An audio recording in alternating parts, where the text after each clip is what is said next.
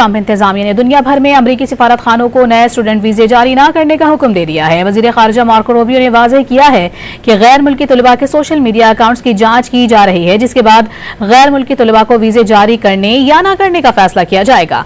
ताहम पहले से तयशुदा स्टूडेंट वीजा अपॉइंटमेंट पर असर नहीं पड़ेगा।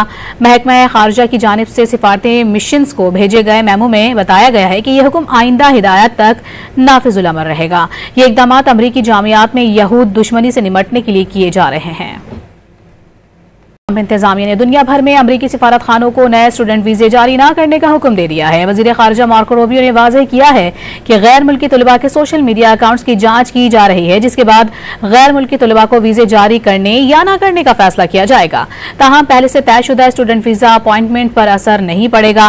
महकमा खारजा की जानिब से सिफारती मिशंस को भेजे गए मेमो में बताया गया है कि यह हुक्म आइंदा हिदायत तक नाफिजुल अमल रहेगा। ये इकदाम अमरीकी जामियात में यहूद दुश्मनी से निमटने के लिए किए जा रहे हैं।